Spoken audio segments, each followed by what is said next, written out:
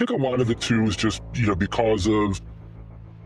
because of my troubled kind of background, I was, and besides just looking for somewhere to belong, I mean, that was definitely a big part of it, but certainly had some behavioral issues, just probably because of some of the things that I witnessed when I was young and trying to process that and, just angry. I was just an angry young man and I was acting out.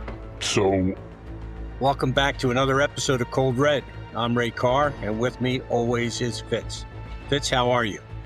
Doing well, Ray. Thanks for having me on again, our podcast. Always good to be here. Outstanding. Today we have something special.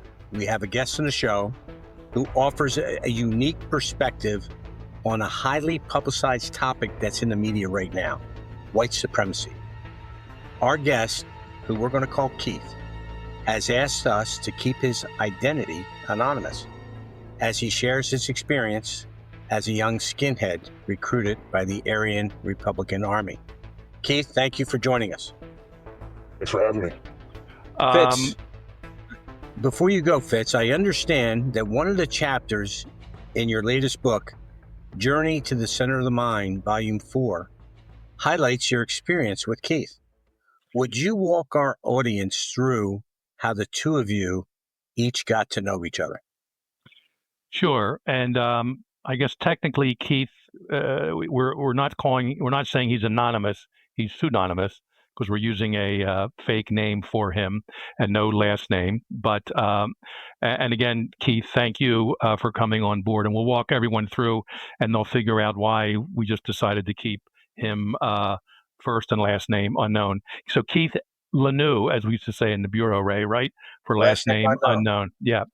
So in a very quick summary, I had a friend growing up, and my friend had a younger sister, and that younger sister, around early 20 years of age, had a baby. And that baby is our guest tonight, a number of years later, of course. And unfortunately, Keith's mother died young, and he was never too close with his father. And he was brought up by his grandparents, who were the friends of my friend. We're going to call him Officer Vallone, because he became a police officer who eventually helped sort of turn Keith's life around. So, and Keith got involved in some bad things in his early teens with a bad crew of people. And they highly influenced him. We're going to hear his words in a few minutes. And between some bank robberies and some other activities, it was a tough life for him until he was finally arrested and went to jail for about 5 years, give or take. But this is a story of redemption. This is a story of a life-altering do-over. And if our audience out there, if you're listening and you have a son or a daughter, or maybe you yourself, you made some mistakes in life, you kind of veered in one direction when you should have maybe gone another, it's not too late. And I can tell you the person you're going to hear from very shortly completely turned his life around. And again, we can't get too much into details. He's a family man. He's doing very well in his employment. And despite that, he decided to give us, 60 to 90 minutes this evening to catch up on his life. So again, Keith, welcome. Walk us through a little bit of your life. We don't have to get into geography, but you were raised by your grandparents, and I knew them, good people, but it's not easy for older people raising a very young kid, is it? No, definitely not, Jim. Yeah, so I knew you when I was young. I remember you were good friends with my uncle, and I have a couple memories of spending time with my uncle. I would spend time with him and his children. And I remember spending a little bit of time with you, going with your family, just, kind of family times together. So I remember that in my youth. But when I was really young, my mother, I don't even know if you know this, Jim, but, both of my parents were drug addicts, to put it bluntly. So my mother was a drug addict. She had me when she was a teenager, and my father was as well. So the first part of my life was kind of chaotic up until she passed away when I was pretty young. So I kind of went through the witnessing some violence and some pretty bad things when I was young, and she passed away. And when that happened, I went to live with my grandmother, and I was about 7 years old, 8 years old when she died, and went to live with my grandmother, who you knew well. Yes. You were a good-looking little kid. You were smart. You were certainly polite and respectful when I would cross paths with you. You were then living in a certain area of, we'll say, the U.S. And again, you met up with some people. Walk us through that point in your life. Sure. So it, coming from a little bit of a chaotic background, and now being much older, I can kind of view my younger self um, objectively, almost as it's a different person, a different time. And looking back on it now, I can see that I was really lost. Not a sense of belonging. Didn't really feel necessarily a part of a family at that point. Even though my extended family was taking care of me, and I was very lucky in a lot of respects. It's still kind of being lost and kind of looking for some belonging in a place where I felt like I could fit in. And acting out a little bit and kind of like misbehaving quite a bit, I think was that was due to my background a bit. Um, looking for some love, looking for some belonging, met up with some pretty bad people. So ultimately met up with some skinheads that were kind of into drinking, into fighting, into kind of causing trouble.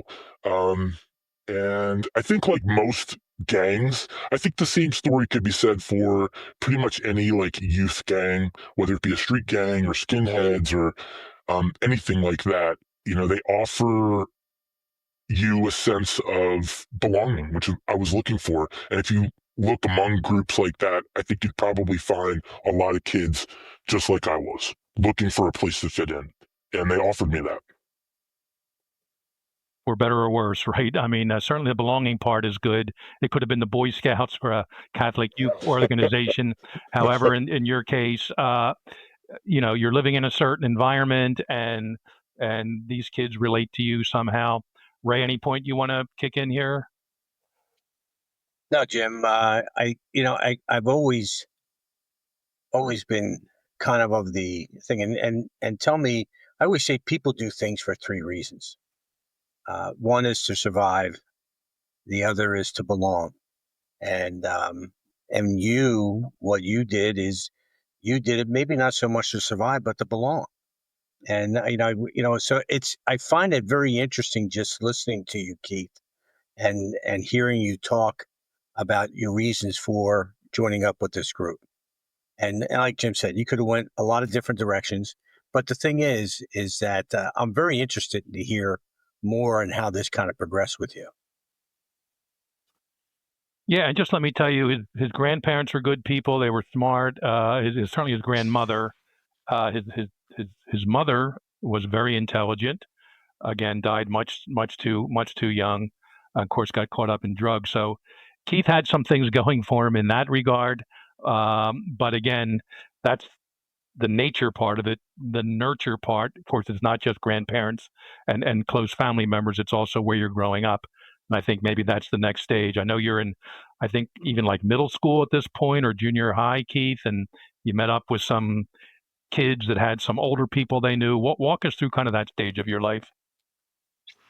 Sure, yeah. So I mean, I think a lot of it too is just, because of my troubled kind of background, I was, and besides just looking for somewhere to belong, I mean, it was definitely a big part of it, but certainly had some behavioral issues, just probably because of some of the things that I witnessed when I was young and trying to process that and, just angry. I was just an angry young man and I was acting out. So, so I was attracted to some of this more kind of violent culture. And, where a lot of it was like manhood and being tough and, violence was a big part of it. I think that probably had a lot to do with it. So skinheads, I often think I could have crossed paths with anybody that was an extreme, um, like an extreme ideology. Like I would have been attracted to probably any extreme at that point in my life. And, it just so happened these were the people that I met. In retrospect, if I'm objective about it, it could have been anybody. It could have been a street gang or it could have been something else. I think I was just heading in that direction, and these are the people I crossed paths with. And skinheads were more, definitely like kind of, drinking, fighting, just good times, that kind of stuff.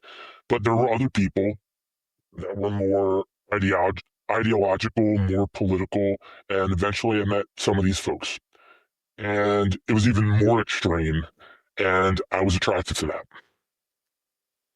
When you say you're attracted to that, I'm trying to get a feeling. I know, I said, hey, look, you wanted to belong to something, and you talked about the ideologies and the indoctrination of what these individuals are doing. What was their main, other than violence? Were they involved in racism? Were there extremist ideologies that they were geared towards that you got kind of caught up in?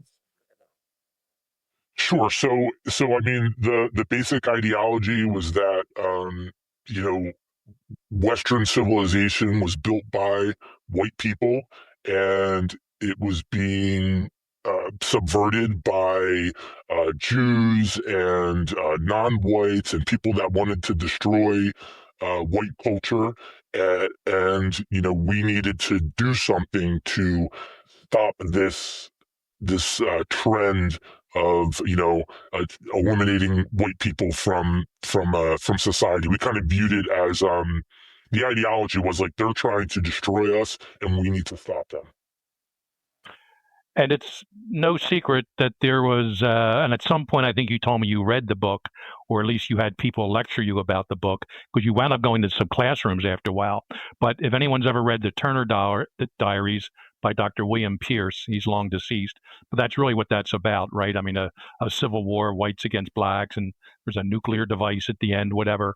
So I know you told me back in the day that you had read that book, or at least you were familiar with, and that really fomented a lot of this sort of behavior or this belief system maybe within you and some of your peers. Is that correct? That is, I mean, there was a bunch of things that we read. I mean, the particular strain that I was involved in, that I eventually became involved in, was called Christian identity. There were a bunch of different people that had within this kind of white supremacist culture. Christian identity was one of them. They kind of had this view of the Bible that purported that white people were the true descendants of Israel, and it's very involved. You can go on talking about that for a while, but that was kind of that sect, and there were others as well that kind of hung in. And again, all the stuff that you're looking for in your life, you're looking for something with no, parents and grandparents who care a lot, but it's tough for them. You're like 13 to 14 years old at this point, right? And you're hearing some of this stuff from others? That's right, Jim. Looking back now, yeah, I was very young. So we're talking, I was about 14 years old when I was introduced to some of this. So very, very young and very impressionable. Well, I have a question. And I'm sure our audience would like to know this. I mean, there's hundreds, if not thousands, of kids that are recruited into these groups. How did they recruit you? Were you at a concert? Were you in school? Did it happen online? Were they kids from the neighborhood? It doesn't sound like a neighborhood kids would kind of really get into it, or maybe they would. I don't know. We're not going to talk about the neighborhood you grew up in, but I'm just wondering, how did they recruit you? How did you get sucked into this? Because usually, from my thing is that they don't come right out, getting into there's this injustice, there's this. They try and first suck you in before they get you into these hate-based ideas. So, but what did they do? What did they say to get you to come and join them? So, I mean, I think, I actually kind of think that's what the whole skinhead scene was kind of about, right? I was really young. I met some kids that were skinheads. They were so over the top. I mean, they're wearing swastikas on their jackets. They're kind of looking for a fight. They're really putting themselves out there, really kind of, uh, anti-society. So like, I kind of admired that. I was like, wow, these guys are like tough. They're really I don't really know how to trying to remember what my mindset was back then at 14 years old, um, and what attracted me to them. But that was kind of like the initial recruitment was just like, hanging out with skinheads, right? Drinking beer, becoming part of them. And then, you get in a couple fights and they see that you don't run away or you can be trusted. And then eventually what happened for the more political stuff was I was invited up to a Bible study, a Christian identity Bible study, where there was a leader of kind of a Christian identity group. And I went to a Bible study and um, I remember going to that and seeing a bunch of books like the Turner Diaries and other books like that. And I remember going and really feeling like, wow, this is amazing. And what really attracted me at that point is, they're telling you you're special. So here I was, like kind of a kid, alone, no parents, really not special at all, or at least feeling not special at all. And there's someone that's an adult that's telling you, no, no, no, you're special. You're a part of this really special group of people. And there's only a few of you like this. And there's only a few of us that are going to be able to save, the white race. So I kind of remember the recruitment going like that and kind of slow into the political ideology. Skinheads were kind of just like hanging out and drinking beer and having fun. But then moving up into the Christian identity stuff was where the real like politicization. So was it more about status, Keith, than anything? Yeah, I mean, realistically, like looking back now on it and trying to think objectively, I think it was like status, belonging, you're special, you're somebody. Yeah, I hear you. And from what I remember, Keith, I mean, you actually sat in like some classrooms. You said Bible study. There'd be someone up. I know you didn't go to school a whole lot. You skipped classes when you were young, but here you're actually, I'm sure, paying attention in these quote unquote Bible study classes by some of these older figures in the front of the room, and you're really absorbing this stuff. Maybe less, you're hearing lessons for the first time that for whatever reason you're really understanding and adhering to because it's what everyone else is around you doing too. So again, it was adults like in a classroom setting. You told me back in the day, right?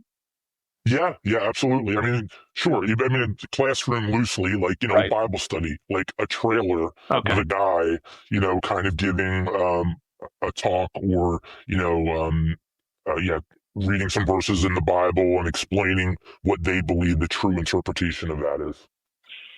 And some of these trips, I'm not sure about your first or second one, but weren't these some overnighters? So you were really getting indoctrinated into, overnight type things, including physical training, I think, at some point.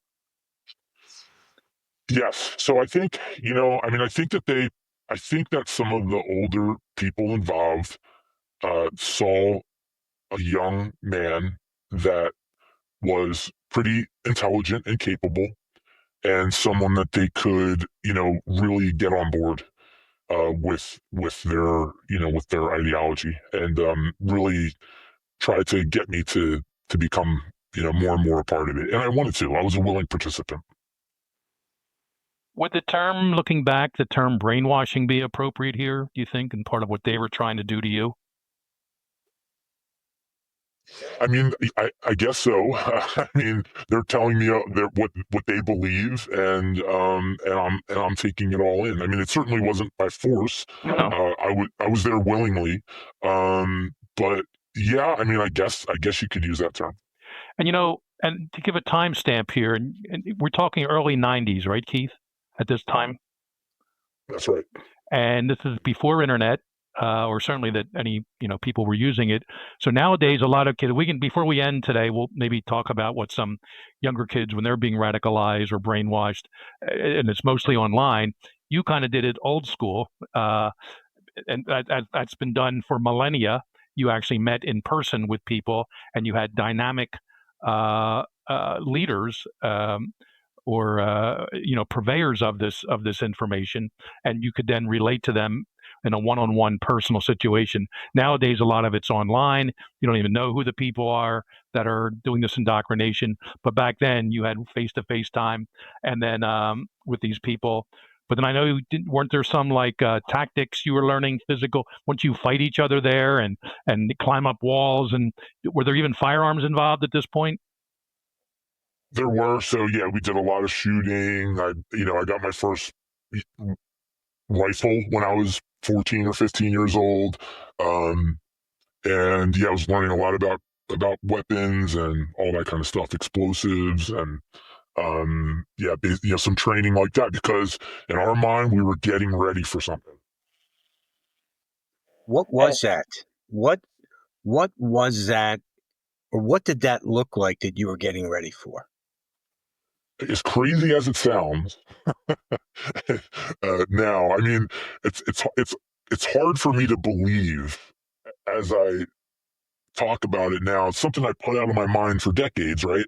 So trying to look back on it now, it makes me laugh because it's like it's ridiculous to even say this. But we thought we were going to overthrow the United States government, or at least help to cause it to collapse, because of what we felt was the government was trying to destroy the white race, and we were there to save it, and we were going to do so by installing trying to overthrow the government and installing a new government that would be for white people only. I think there's some people that think like that today, maybe a different racial component, but you're 13, 14, and this stuff is being preached to you, if not on a daily basis, certainly by some highly influential people to you, when at the same time you're looking to belong somewhere. So I, I mean, I agree with you. It sounds crazy, but as a 13 or 14-year-old Ray, and I see you nodding your head, that's something that could very easily be impressed upon someone, and they'd be convinced of that type of action. Keith, was there also music involved back then? There was. I mean, it was more with the skinhead scene. There was a lot of music. That was, a lot of young guys were playing like racial music with racial lyrics. That was part of it for sure. And Ray touched on status. I mean, thinking about it too, I think for me, back then too, like the more radical I became, the more into guns I became, the more involved I was in the hardcore stuff, the more status I had. So in my mind and in other people's minds, yeah, like in this small group, I was rising up. I was serious. I was, and slowly kind of becoming. So there was a status thing in that respect involved as well. And same thing with the music. I mean, I think with the skinhead stuff, like guys would get involved in music to gain status in the scene and be known. And I think it's probably a big component, status. When you talk about movements like this in the Aryan Nation, it's not free. You're not financed by major corporations. What are you doing, or how is these movements and how are these groups funded? So that's eventually what we got into, in order to fund our little cell, or our little group. We got into some armed robberies. And not just robbing anything or anyone, but banks, correct? That's right. So I'd like to know, is this for, how big is your group? Is there a hierarchy in this group? Where do you fall in the hierarchy? Are you, when you rob this bank or you commit this robbery, is that money given to somebody else, or do you guys hold on to that money? Yeah, so I mean, as far as the groups go, the group, we knew a lot of people. There were a lot of people involved in these groups, but the actual group that was committing crimes was really small. There was just a few of us. Um, we kind of, there was a few things that people talked about. One of them was leaderless resistance, meaning, there wasn't necessarily a leader of the group, but we were a cell and we were preparing to undertake, acts against the government. And in order to fund that, we were robbing banks, and the money kind of stayed within the group in order to finance further operations down the road. Your ideology, though, that you're talking about, to take over America, overthrow the government, is that just your cell's ideology, or is that coming from uh, a greater group of people? In other words, when we talk about cells and we look at terrorist cells, they all have an agenda. Some of them are just lone wolf cells, where they're just one group and they kind of do their own thing, and others are part of a larger network. And I'm wondering, are you guys part of a larger network, or is it just your cell and it's just you guys? So these are national, even international groups that are pushing the ideology. So it actually gets a little complicated, which is the point of leaderless resistance, right? If they encourage you to do things, they encourage you to perform acts on your own so that you're not able to implicate people at the higher levels in the group so that they can stay out of trouble. So it's kind of a complicated question because these are big groups with national presence or even international. Um, and, they know what they're espousing, but they don't necessarily know what individual members or individual cells are actually doing. They're encouraging it. I'm sure they want it to happen and are excited when it does. But they don't necessarily know that an individual or a cell is engaging in criminal acts, for those reasons, so as not to implicate themselves. And the idea is that you'll have a better chance of getting away with it or get further the least amount of people know about it. So it's a little bit of a complicated question. Well, let me see if I can break it down. Tell me if I'm right here. So when you talk about leaderless resistance, you're kind of referring to a strategy of a kind of like decentralized organization, where individuals, sometimes small independent cells, act without direct orders from formal leadership. That's right. You share a common ideology and a cause, but you operate autonomously, which makes your detection and your disruption even harder because you're kind of just separated. That's it, exactly right. Okay. And we'll just bounce ahead here for a minute, then I want to come back. But Keith, you told me, and I always forget the pronunciation. Is it Elohim, Oklahoma? Elohim? Yes. You went there a few times, and you were surprised these other leaderless cells that you would bump into. You would do some training with them. I think you said sometimes you fought them, but they were kind of doing the same thing you were, and that kind of, oh man, there's like a mirror image of our cell from this state or from this state, but they're all meeting in this kind of uh, Aryan Nation, Christian Brotherhood compound in Elohim, Oklahoma. I remember you told me that in the past. Yeah, I mean, so that's right. And there was times that there was groups that were operating simultaneously, but at the time we didn't know that. We kind of viewed each other. You could kind of see who was serious, but we didn't know that we were engaging in criminal activities I didn't know what they were doing. They didn't know what we were doing.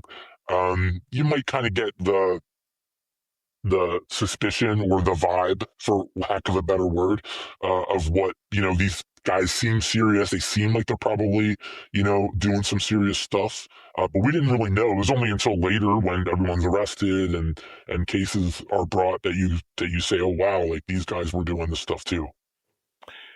Let me back up a little bit here. Your physical appearance was kind of changing, even at 14 and 15. Clothing and even hairstyle. Can you walk us through a little bit of that? I know your grandparents and uncle weren't too thrilled about that. Yeah, I mean, that was when I first, kind of got into the skinhead scene. So shaved head, boots, kind of that skinhead style. Certain types of clothing, definitely jackets with, swastikas on it and other kind of symbols of what we were into. That was when I was younger. So it's like I kind of went, that was the look when I was younger. I had some tattoos and things like that as well when I was that young. That reflected that subculture. And but that's when I was younger.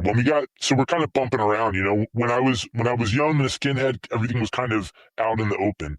And as I became indoctrinated and got more serious and started doing more serious things, I actually put that stuff away and started dressing, um, more mainstream, so as not to, you know, be, you know, detected, essentially, Attract not to attention. draw Sure. attention to myself. Yeah, Yep. yeah. So that was when I was younger, definitely like had that kind of that look, the prototypical kind of skinhead look.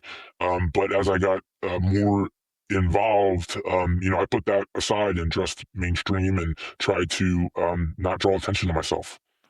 I know a lot of outlaw bikers, and they'll wear their colors at certain times, but when they get more involved in, systematic drug activity or whatever they're doing, they leave the colors behind. One last question about that lifestyle.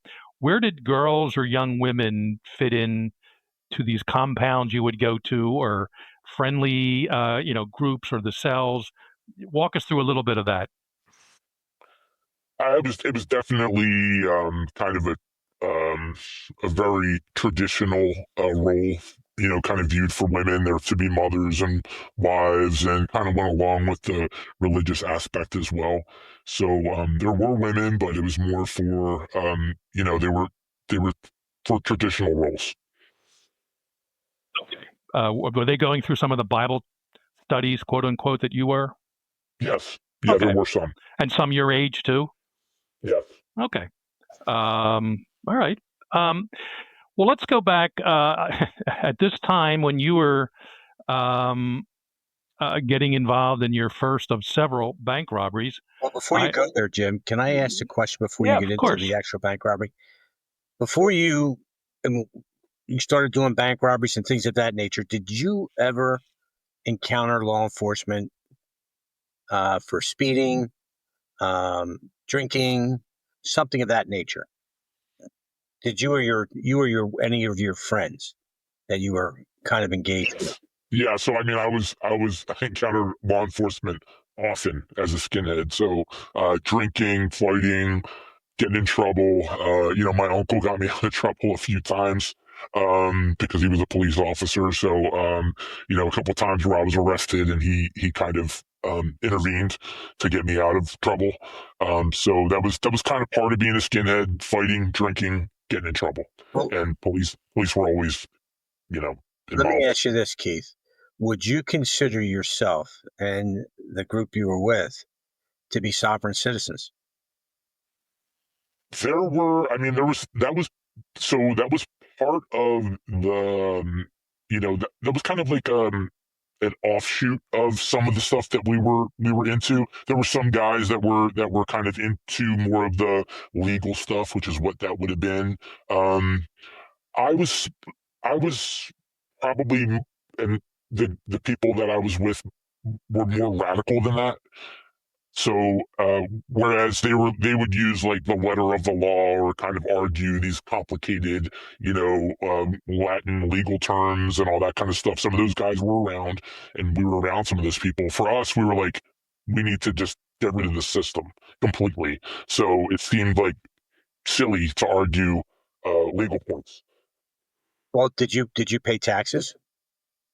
I mean, I was 14, so I mean, but even later on, I know you were rather young when everything kind of accumulated. I went to prison before I even had a real job to pay taxes. So Well, did you One way to avoid taxes, right?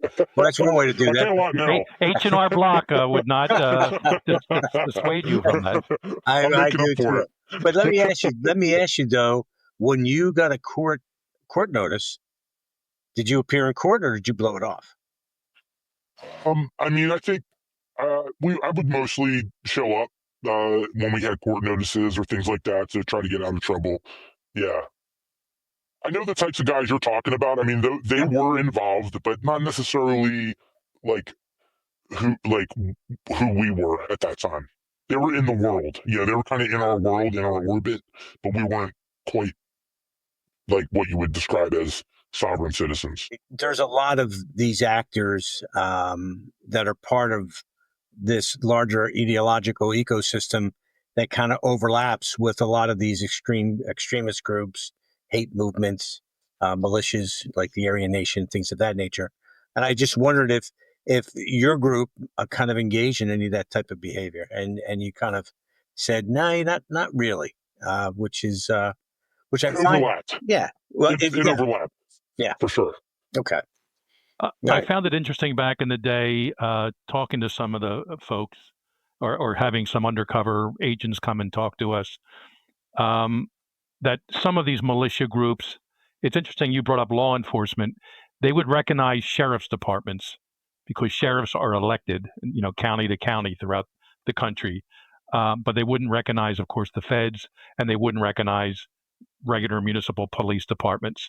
So it doesn't mean they wouldn't shoot it out with sheriffs if they're being confronted at a bank robbery or something, but at least there's some modicum of respect for the concept of a sheriff who are elected, and of course the deputy sheriffs that work for him or her. So, and Keith, I know it's a bit complicated, and some people may have thought about it that way. Other people may have thought about it the other way, or just hated all law enforcement and rules. To begin with, it's kind of the anarchist sort of mentality there. So, but I found that interesting with these guys too, including I remember too, an undercover agent came in and talked to us and said the group he infiltrated somewhere out in Idaho, it's like twice a week they would sit on their VCRs, with their VCR or the tape decks and watch the movie Red Dawn over and over and over again, because that's a bunch of young men that band together and they're fighting off these Soviet troops that land, parachute in and Keith, I'm sure you're familiar with that movie. I think a lot of the younger skinheads and all related to that because here were the bad guys parachuting in, allegedly the Soviets with the black helicopters, and they were trying to take over the country by force, and these little bands and cells fought them until the very end. Yeah, I mean, I think the common thread here is, there's an enemy and they're trying to get us. And and how what you perceive to be the greatest threat in that enemy, right? Whether it's like the FBI or whether it's the Jews or the blacks or whatever you kind of it's us against them or them against us. They're trying to get us and we have to fight back. And within these groups there's a lot of different kind of subtle kind of differences in ideology where it's like in Christian identity, it's the Jews, right? They literally believe that they're the children of the devil, that they have infiltrated all of society, and they are trying to eliminate us off the face of the earth, and they're our enemy, right? So some of the sovereign citizens guys, they might not like Jews, but they might not be as extreme as the Christian identity guys, and they might, kind of believe in more of like the rule of law, and they're kind of into going back to how things were, maybe like you mentioned, sheriff's department. There was a group called the Posse Comitatus that was kind of like involved in that too, and they're into the legal intricacies and all that kind of stuff. So you have this kind of big world of extremists on the the right side of things, and they believe that they're being attacked, but who exactly is doing the attacking differs, if that makes sense. It does. And you know what? I find kind of ironic is you said that it's the enemy that was trying to get us to destroy us. And all along, when you finally figured it out, it was actually the enemy within that was trying to destroy you. And when you figured that out, you were able to change it. And that's what's the beautiful thing about this. Well, Ray, I mean, ultimately, it's the person inside yourself that's trying to destroy you, Correct. right? Correct.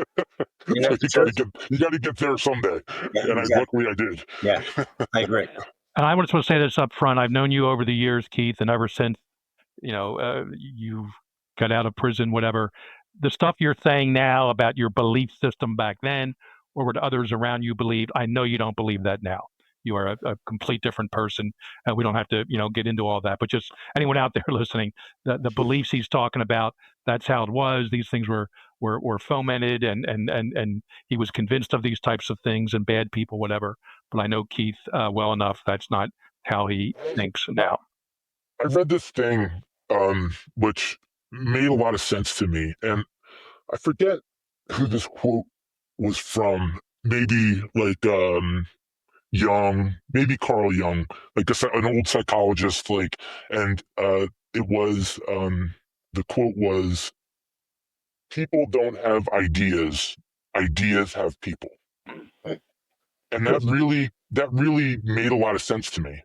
And it's like you're kind of captured by this idea, right? And I think that happens historically in all, you can kind of see that, right, throughout history. Like, ideas have people, and you're kind of like drawn to it, and you're hypnotized by this by this idea.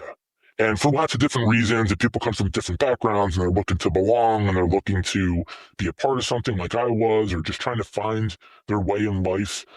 But I think ideas have people. And I think that makes, I don't know, it made a lot of sense to me. And then, when this all ended, and, eventually, as I'm sure we'll get to, I go to prison. It's like waking up from a dream. It's like, it's like you blink your eyes and you're like, what the hell was I thinking? Like, what was this? And when if you would asked me when I was caught up in it, I mean, I was die hard. I was ready to die for this belief, and to die to be a part of this thing I was a part of. But just like that, in the blink of an eye, it's like waking up from a dream, and I'm like, what the hell was I thinking? Like, this is ridiculous. Um, how I can explain that? It's hard to explain. I'm not sure. I'm not sure. I'm not sure why it's like that, but that's how I felt. Well, you lived and breathed it, Keith, and I think you explained it as well as any psychologist or sociologist could. Just a real quick aside. There's an author I learned. The Unabomber quoted him in his manifesto, Eric Hoffer. And he wrote a book called The True Believer. And a lot of what you just said is about how these cults, and I'm not sure he uses the term cells, but they really can just indoctrinate people, much like you were talking, and just convince them, usually younger people, and just convince them to have this belief system. Some can never get rid of it. And we see these aging people nowadays that still want to overthrow the government, whatever. Other people go through stages like you did, and they get smart and they realize, yeah, the world's not perfect. There are some issues that certainly can still be addressed, but the methodology that you were looking to employ obviously was not what was going to change the world in that regard.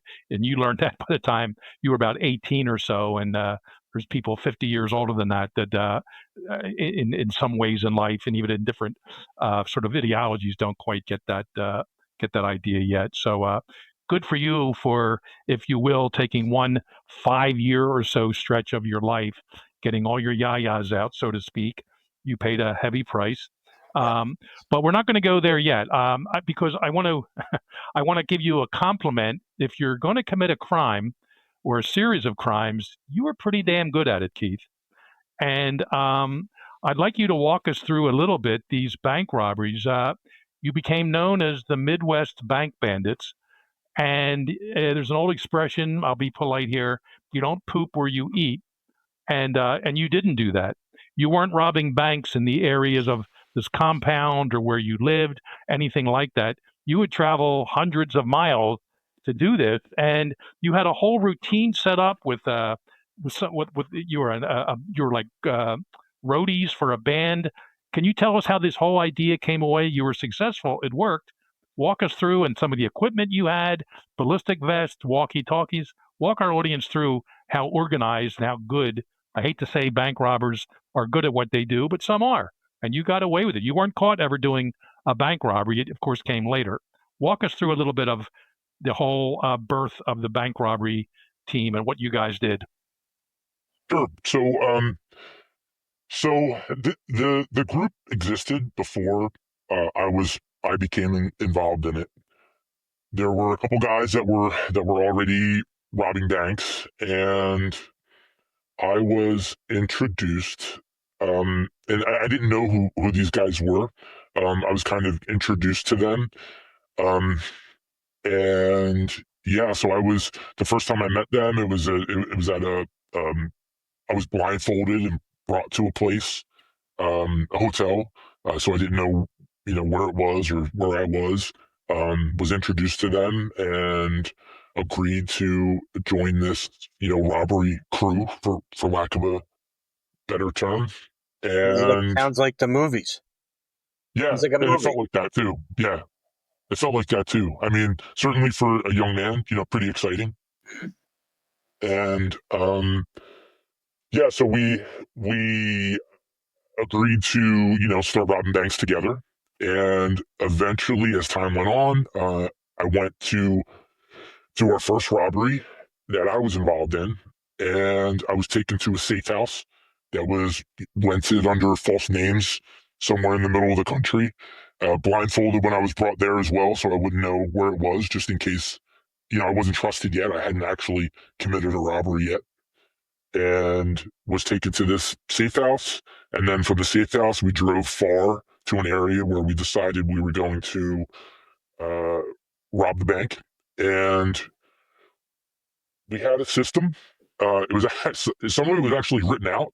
There was an acronym called BART in this little pamphlet that we had that one of the older members of the group made, and that stood for Basic Armed Robbery Techniques. And it was how to buy a car with a fake ID. So it was kind of started with fake driver's licenses, fake social security cards. There's a whole way that we did that to create false identities. And we would purchase what we referred to as a drop car, which was left at the scene. And the way that we did things was we tried to cause a problem for the responding officers to the robbery. And we did that through essentially fake bombs. So we would leave those in the drop car that we left, and we would sometimes leave that on scene inside the bank. These were really fast robberies. So we would spend usually a week or so in the area where we were robbing the bank. We would watch the bank. We would spend time looking around the area. We would make sure we knew where the police station was, how far away it was. Back then, you could listen to police communication with scanners. So we would listen to police communication. We would make sure that we had a pretty good handle on the communication systems that were being used in that area by law enforcement. And we would decide when we were going to do the robbery. We would have everything in place, and then we would drive the drop car, the one that we would leave on the scene, to the bank, and we would walk through the front door, usually late morning, and we would rob the bank. Um, the device that we would sometimes leave inside the bank was inert. However, we knew that a bomb detection crew would have a way, like a nitrogen detector, to tell if there was explosive in it or not. So we would put a little bit of gunpowder or something like that in the device to make them think it was a real device. And we would also leave a device in the drop car. So we would leave the bank in the drop car. We would switch into our actual vehicle and take off. And we would hope that the devices that we left would cause havoc, which it generally did, for law enforcement, and we would make our escape. Now, you were wearing a mask and gloves, and you all had weapons, correct? Correct. And we had our own internal communication devices that we would use to communicate with each other, bulletproof vests, everything. I had a question right in there. Okay, so late mornings, and yeah, so I mean that's Ray. That's a very sophisticated team. It is. I have a couple questions. In what time parameters did this robbery or robberies take place? What years? This was in the mid 90s. Mid 90s. Okay. And when you did this, what was a usual amount of money you were looking to garner from doing the robbery? So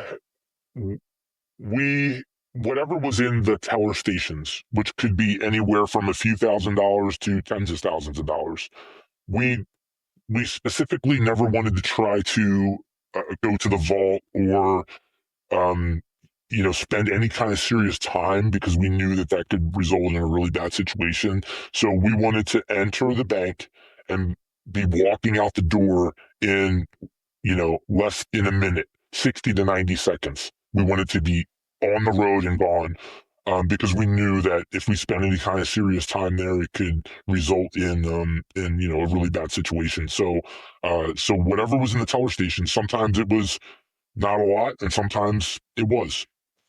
Now, did you ever go into the vault? No. Never went into the vault. Now, There was one time when it was open where I think, just so I'm accurate, where I think somebody did go into the vault and take some money from the vault because it was open and it was like an opportunity. But maybe one time that happened. It's a lot of work to just get a couple $1,000 when you actually think of it. A lot of work and a lot of risk. Don't you agree with that? I do. I do. And a lot of our mindset at the time was, ultimately we were going to rob an armored car. And we were planning on that, and we were in the middle of getting ready to do that when things kind of fell apart. But so that was our ultimate goal. We kind of viewed these as test operations. So we needed money to live on, which is this gave us the money that we needed to live on and rent safe houses and kind of do our thing. It wasn't a ton of money. It allowed us to keep doing our thing, but we kind of viewed it as like test military operations. Makes perfect sense. Walk me through this, Keith. In other words, how many was there 2 of you? Was there 3 of you? Was there 4 of you? How many guys what was your group comprised of? How many people? So there were 4 to 5, and robberies would have between usually 3 to 4 people. So 4 to 5, and then 3 to 4 people that would go into the bank. So let's say there's 4 to 5. Walk me through the responsibilities of what you guys would go over with. In other words, you just don't go in there without a plan. And you have your BART, you have your BART, you have that sheet of paper. But what is, and it's not always, is it always the same 3 to go into the bank, or do you guys kind of switch roles? Walk us through that a little bit. We would switch roles, and we would determine the roles depending on the location and how we were switching vehicles and how many guys were there, right? So everybody wasn't always there all the time. And going into the bank usually was 2 to 3 people. And sometimes we would have one person in the switch car, which was the good vehicle we were getting away with, one person driving the drop car, 2 guys going in. Sometimes we would have 2 guys in the drop car, leaving the car outside and going in and then coming back out to the drop car. So it varied. And the roles would vary depending on the situation and what we thought was best. Did you do the same thing at every robbery, or did you change it up? So, uh, because I was so young, a lot of these I was underage. I was a teenager. I was a teenager for all of them. Some of them I was under 18. So, I had very little driving experience. So they never trusted me. Fair enough. They never trusted me to drive a car, and they shouldn't have, because I never even had like an actual real driver's license that I got. So, so I always went in when I was involved. Never drove. Were you always the number 2 or 3 man? Were you ever the number 1 that's barking the orders? No, there wasn't really someone barking the orders, but no, I was a kid, so I was always, kind of along for the ride. All right. Well, tell me. Let's do this. Let's think about one robbery that you did with at least one other person, maybe 2. Tell me what you did and how you went into the bank and what your instructions were and how you were able to obtain the money. Did you go over the counter? Did you go around the counter? What were you saying to all the people in the bank? Were you concerned about a lot of people in the bank? Were you concerned about people outside the bank when you came out that may be able to get a description of you in the car? What are the things that are going through your mind with all this? So, yeah, we're concerned about. So I always went in and I would jump the counters. When we would enter the bank, we would try to do things to confuse people. So, maybe one of the other guys that I was going in with might yell in Spanish for everyone to get on the floor, just to confuse things. But guns would come out and yelling would happen. Get on the floor, get down. This is a robbery. I would jump over the counter, or whoever was with me would jump over the counter as well. The tellers would generally get on the ground at that point. Everybody would be pretty scared. And we would open the teller drawers, and I would have a bag, and I would put money in the bag. We knew that die packs were generally magnetic and on the bottom of the drawer. So we would take the money out of the teller drawer, fan the money out. If you weren't able to fan the money out and it was on the bottom of the drawer, good bet that was probably a die pack. So we would toss that and kind of go through the cash, fill up the bag, jump back over the counter, and exit. When you pull that die pack, it activates an alarm. You guys know that, right? Probably did. we assume that alarm's being hit the minute we walk in the door anyway. So you assume it's being hit, yeah. And you never know when a cop's going to be there. But a lot of times there's a buzzer that you'll see that someone will have somewhere in the bank that they're able to get access to. We're not going to talk about where those access points are. Did you just pull from the top drawer? Did you pull from the bottom drawer? Any drawers that we could open. Any drawers you could open. Okay. Did you ever have the tellers pull the money out of the teller drawers and put it in the bag for you? We did that ourselves to avoid die packs and things like that. So, Keith, all your bank robberies, I know we talked about this before. I don't believe you ever even accidentally took a die pack, right? No. I didn't. I think it happened, though, okay.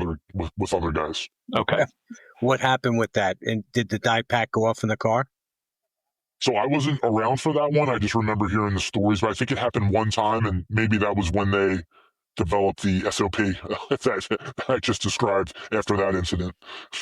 The SOP for BART. Yeah. And Keith, remind me, I said earlier, I think you guys, at least you were ostensibly some kind of roadies for a band. Is that where you hid your guns and vest and your handy talkies, things like that, in guitar cases or whatever? I know you told me there was something like that. Yeah, so when I would leave and I'd have to tell family, I'm going on the road for a few weeks, we would tell them that we were in a band and we were going to go, play shows and things like that. And I kept rifles in guitar cases. By the way, did you play an instrument? I did. Oh, well, that's good to know. If the police ever pulled them over, you're either bank robbers or musicians. Play a tune. It sounds like you guys could do it. Jim. I like to hear a tune. Yeah. Keith, back in the day, did you ever watch the movie Point Break with Keanu Reeves, the bank robbery team? We did, and certainly like it was a lot of the things that we were doing was in that movie. So um, yeah. I forget if that's art imitating life or life imitating art. Whenever that movie came out, in terms of who was first, you guys or them, but other people have done similar bank robberies then. Keith, you told me once that you made an escape from the bank. I think you switched cars.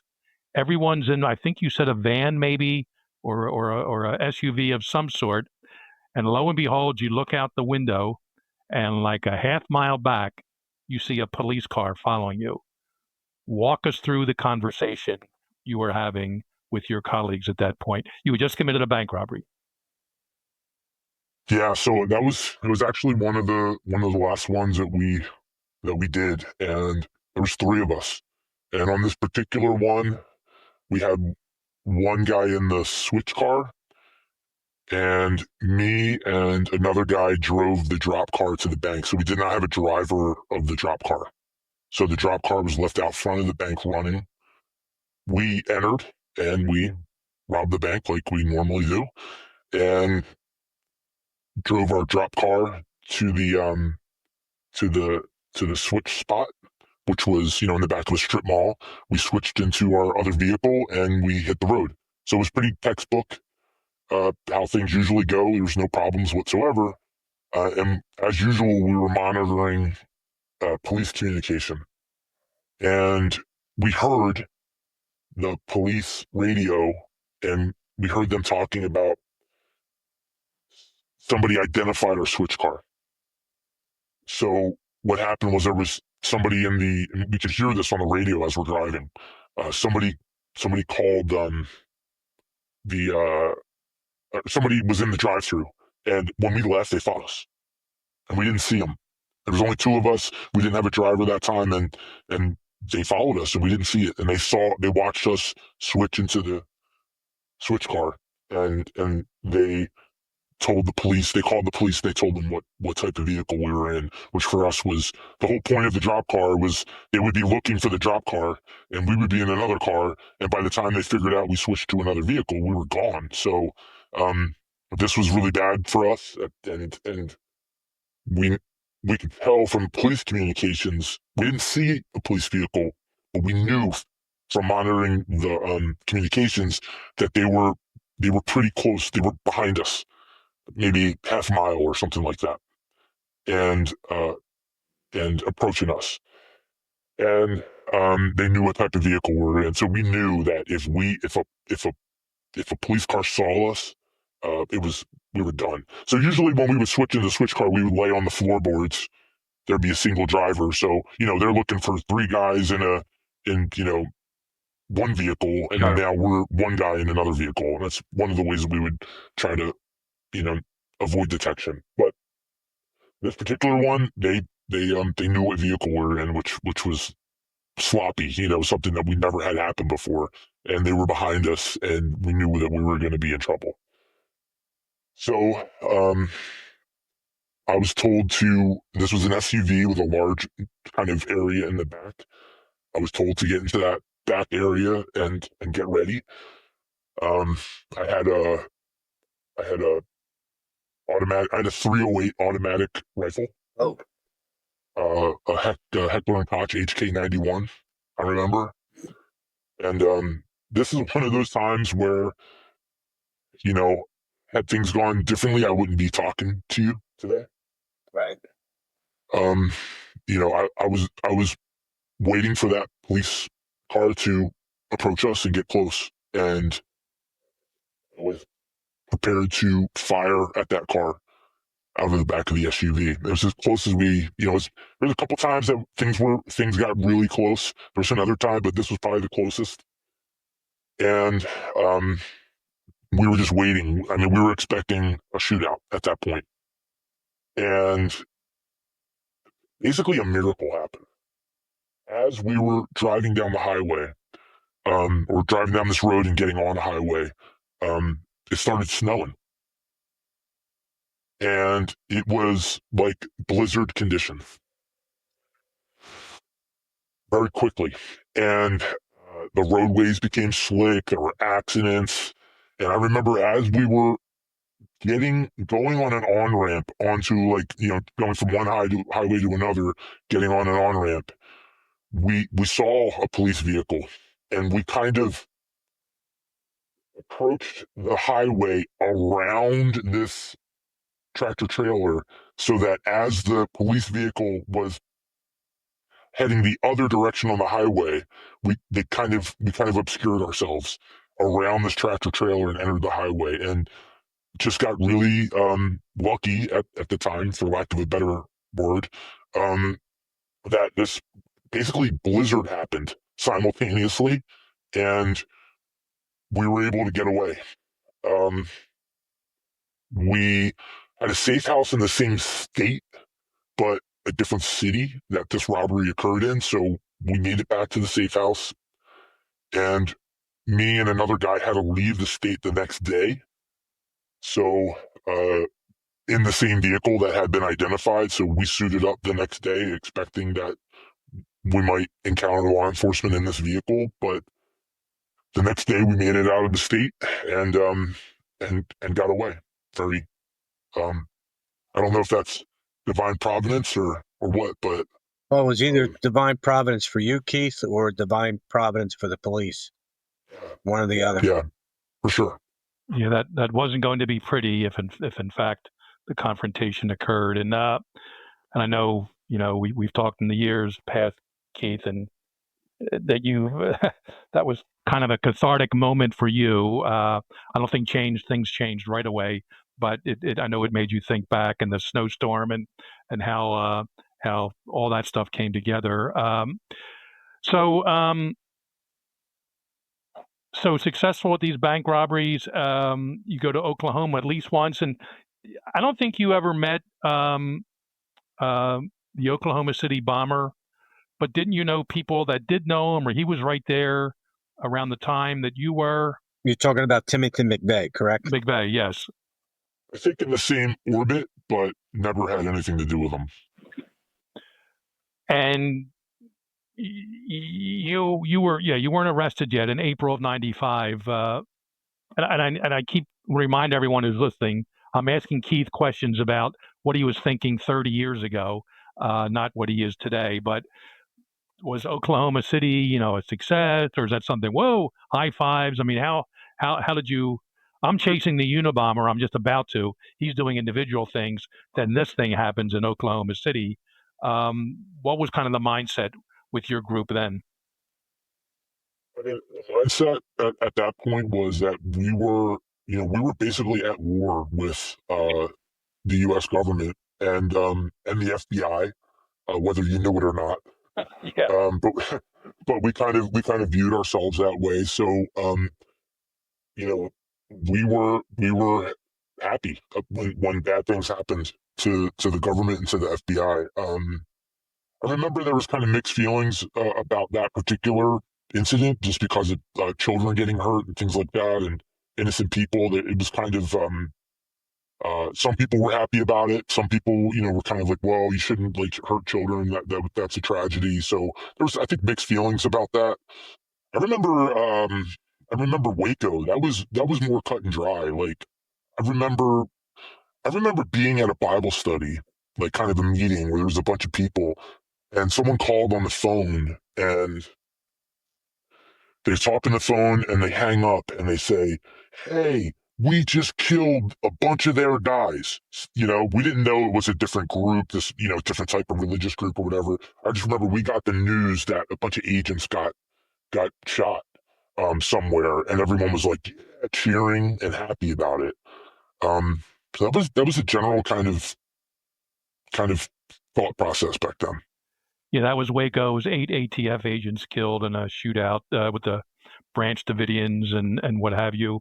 And yeah, so we had Waco and then Ruby Ridge, and I'm sure you guys were aware of that. And then Oklahoma City happened. It's interesting. We're going through some left wing stuff nowadays.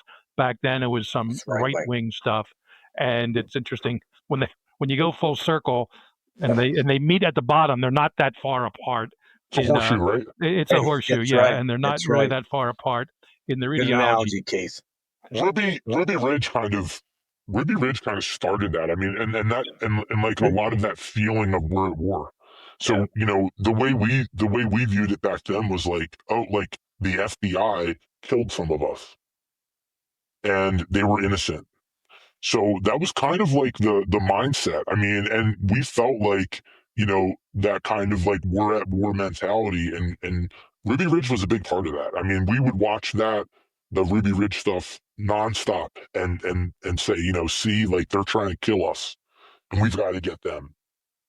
Never. You still there, Keith? Yeah. And interestingly, you had an uncle in law enforcement, and you knew his friend Fitz was an FBI agent. And I do recall being at a barbecue and telling some stories to my kids and other people about the New York City bank robbery squad on which I was assigned. And you were kind of listening, and you're always polite to me and friendly, but at least one FBI guy. I hope I wasn't on the top of your list back then. No, but I mean, what's funny, Jim, is that I remember being at a family gathering when I was in the midst of that, having had robbed banks and involved in that, and you were there, and I was well aware you were an FBI agent. Yeah. So yeah, it was interesting. Yeah, and you were always polite and friendly. You could, and I would say that's the real Keith. The other Keith will say was borrowed for a few years and had to put up, that facade. But that's, we can talk about that part at some other time. But ultimately, everything starts. The house of cards, at least with you guys in your cell, comes apart. And I actually don't remember all these years who may have dined out someone first. But I know the FBI got your name. They contacted your uncle. And I know you were sleeping overnight at your grandmother's house. Tell us how that part came together. And basically, it slammed the door ultimately on this 5-year span of your life. And now you were looking at other doors being slammed, cell doors. Walk us through the arrest and how it all came about. Yeah, so some guys that were involved were one of the guys that was involved tried to actually don't even know the whole story, but I think he tried to rob a bank by himself and was caught. And when he was caught, he kind of started, telling them everything. And another guy that was involved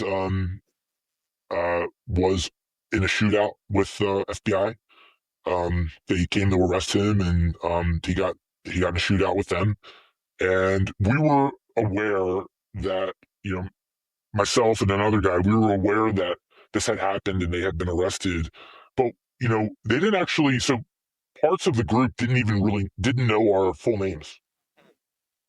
We were that kind of insulated, even within the cell and within the group. So, we thought like, well, we'll probably be okay.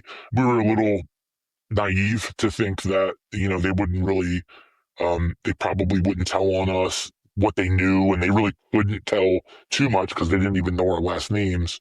But through investigation, eventually the FBI figured out who I was and came to arrest me. And one, another miracle you're about to tell us.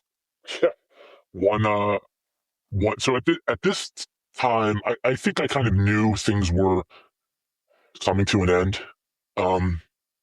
If I really think about it, in a lot of ways, I was, I really disliked myself. I really had a lot of, issues because of my past and all of that. It just got worse and worse because I made myself into someone that was unlikable. And it kind of fed on itself. And I really kind of hated myself at this time. And I think a lot of the things I was doing was kind of suicidal. Like I was just acting out and I just wanted to not be on this earth anymore. And I think that, at this stage, I'm like paranoid. I know things are going to happen. I'm ready. Essentially, I'm ready to die at this point, and I kind of expect to, and I kind of want to.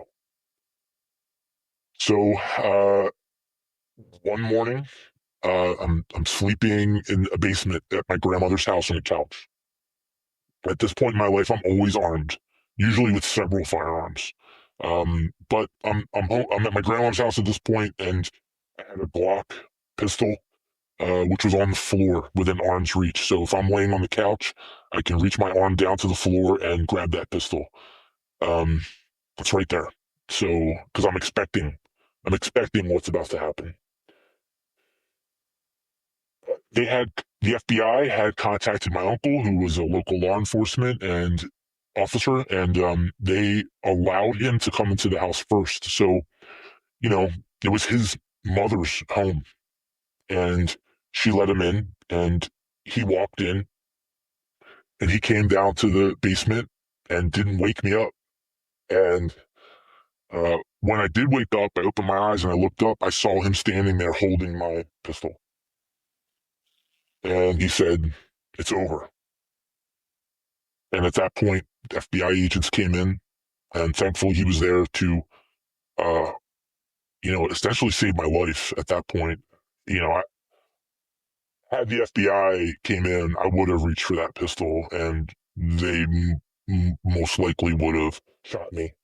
Uh, so he saved my life that day, and the FBI came in, and I was arrested for bank robbery. And that's just that's the beginning of the end.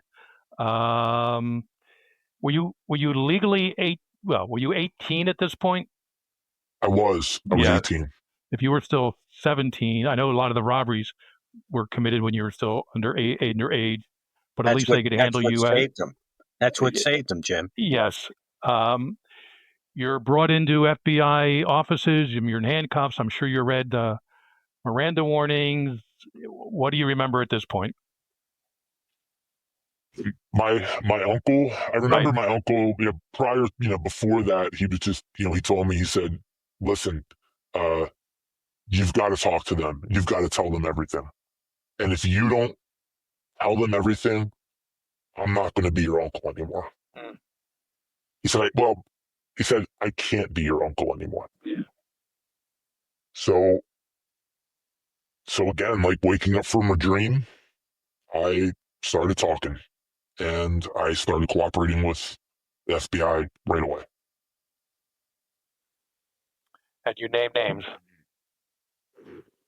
And let me just back up a little bit. I'm working in Unabom in San Francisco. And was this the fall of the year, Keith? What do you remember? I'm sure you remember the arrest date. What's funny is I don't, Jim. I don't maybe that's a good thing. That's a good thing. But I think it might have been September, October, maybe literally 30 years ago. And I get a phone call from an FBI agent who tracked me to Unabom. Every agent doesn't know each other agents. There's 15,000 of us and all the support people. I answer the phone, Agent Fitzgerald. Yeah, this is Agent so-and-so from so-and-so division. Do you know Officer Vallone?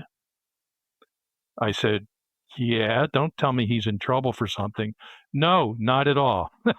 But he has a nephew, and we think he's one of the Midwest bank robbery people.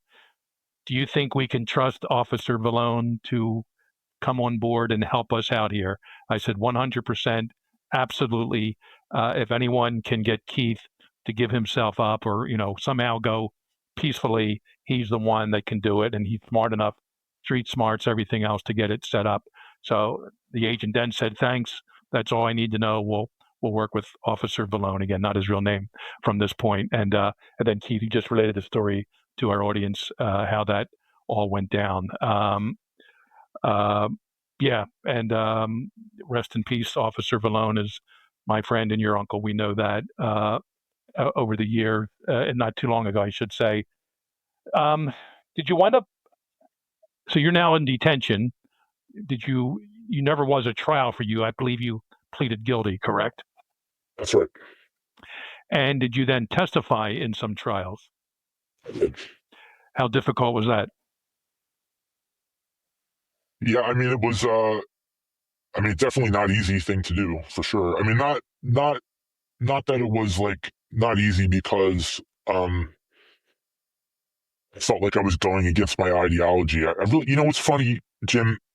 What really something that really kind of woke me up. I'm from this dream is I'm in prison and I'm sitting and I'm kind of in a common area and I hear some guys talking and they're black Israelites, 5%ers, and they're talking about how black people and people of color are the true descendants of the 12 tribes of Israel. And just the opposite of what you were taught, but well, I mean, right. Well, but I mean, it's the same ideology. Well, yeah. I guess that, yes. Right. And I'm sitting there listening to this, and I'm like,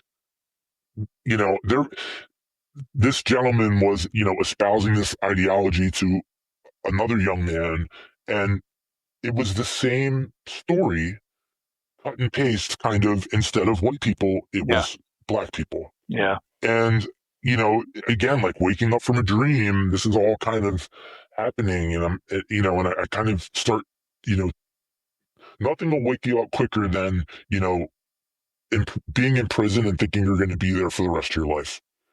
That's quite a wake up call.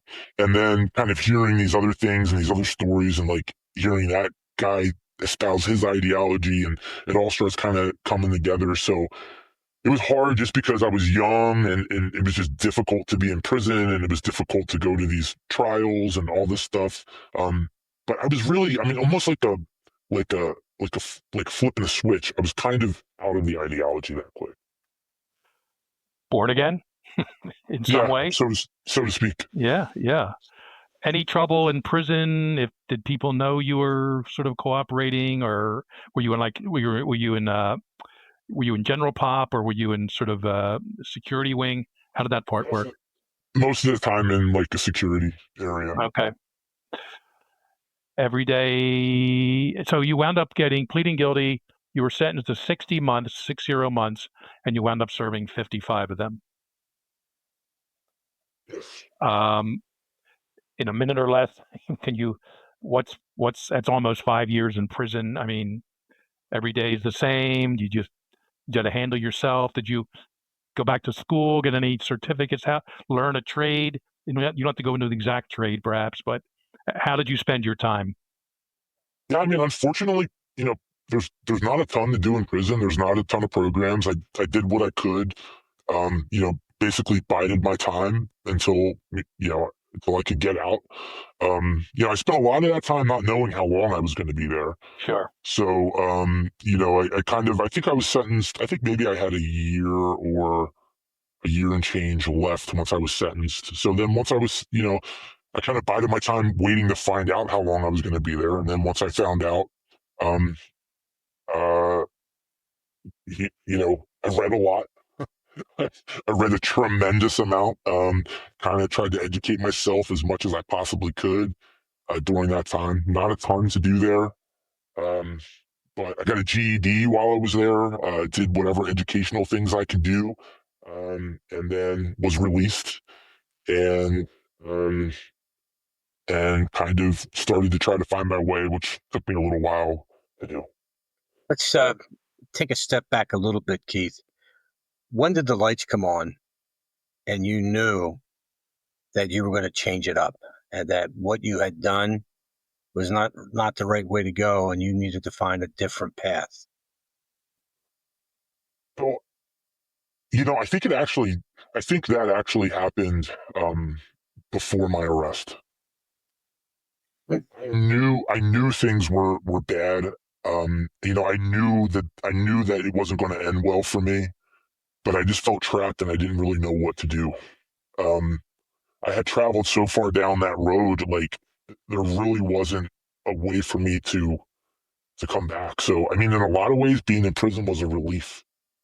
It was a way for me to completely cut ties with the life that I had and the people that I knew, and it offered me the opportunity to start over again. I mean, prison was, I'm thankful that I was able to spend that time and as much as I did in prison, in order to give me the opportunity to start over again.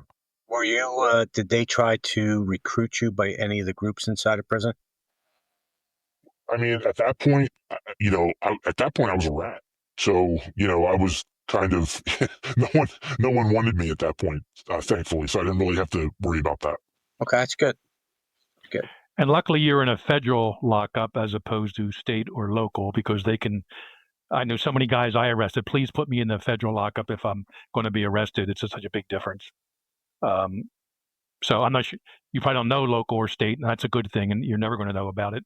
But the feds, it's no prison. Don't get me wrong. You served your time, but there are a lot worse prisons than some of the ones in the federal system.